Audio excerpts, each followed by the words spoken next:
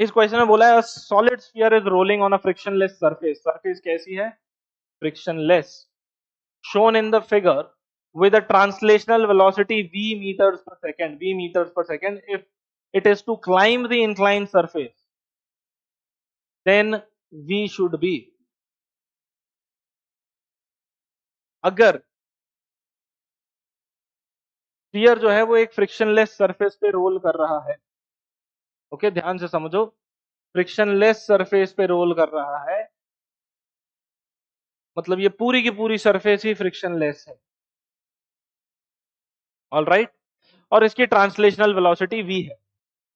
If it is to climb the incline surface then v should be, अगर इसको ये incline surface climb करनी है तो v कितना होना चाहिए?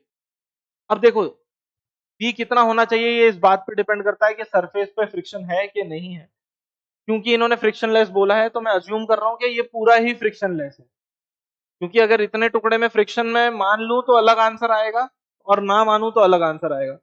ठीक है, तो जब बॉडी आगे बढ़ रही है तो फाइनली जब बॉडी यहां से वहां चली जाएगी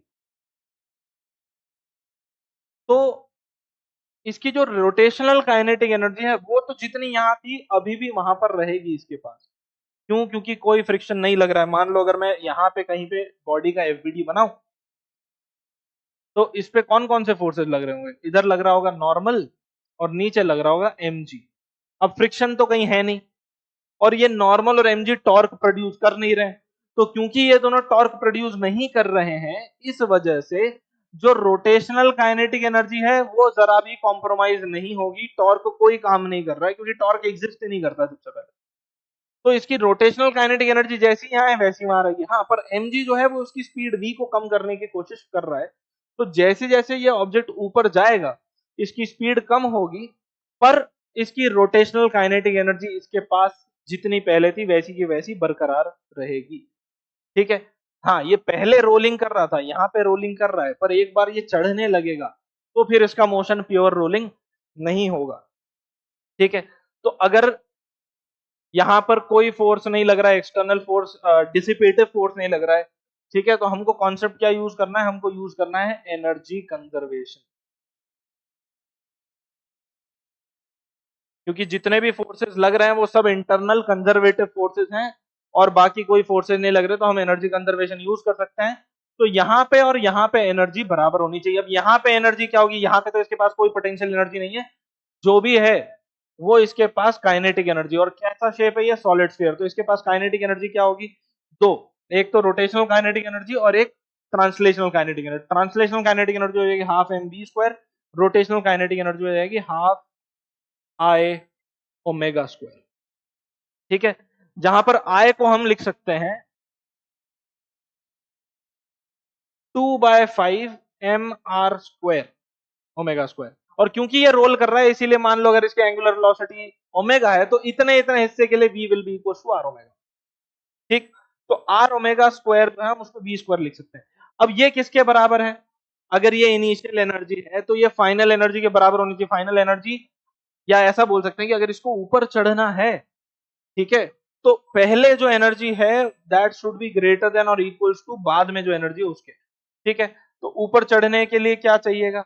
it should be greater then. यहां पे एक बार पहुंच जाएगा इसके बाद पोटेंशियल एनर्जी आ जाएगी mgh plus rotational kinetic energy तो अभी भी वैसी की वैसी है हाफ आई ओमेगा स्क्वायर, क्योंकि रोटेशनल काइनेटिक एनर्जी जरा भी चेंज नहीं होगी, ये अभी भी ऊपर घूम रहा होगा, ऊपर पहुंच के ये अपनी जगह पर गोल गोल गोल गोल घूमता रहे। ठीक, तो ये दो हाफ आई ओमेगा स्क्वायर तो कैंसिल ही हो जाएंगे।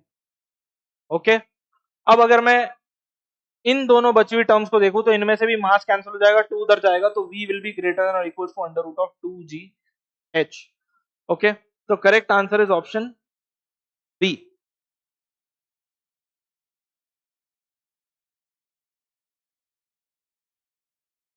अब तुम्हारे मॉड्यूल में जो करेक्ट आंसर दिया हुआ है वो है ए, पर वो गलत है। ठीक है, वो इसलिए गलत है क्योंकि इस सरफेस पे फ्रिक्शन है, ये एक रफ सरफेस है ऐसा कहीं नहीं बोला है। अगर ये रफ सरफेस होती, यहां पर फ्रिक्शन होता तो फिर आंसर ए आता, पर क्योंकि सरफेस इन्होंने बोल रखा है कैसी है, फ्रिक्शनलेस। तो फ्रिक्शनलेस सरफेस जो है उसके केस में रोटेशनल काइनेटिक एनर्जी कॉम्प्रोमाइज नहीं होगी, रोटेशनल काइनेटिक एनर्जी उतनी ही रहेगी, सिर्फ translational kinetic energy potential energy में कन्वर्ट होगी। इसीलिए करेक्ट आंसर, करेक्शन कर लेना अपने मॉड्यूल में, करेक्ट आंसर होगा ग्रेटर देन √2 GH।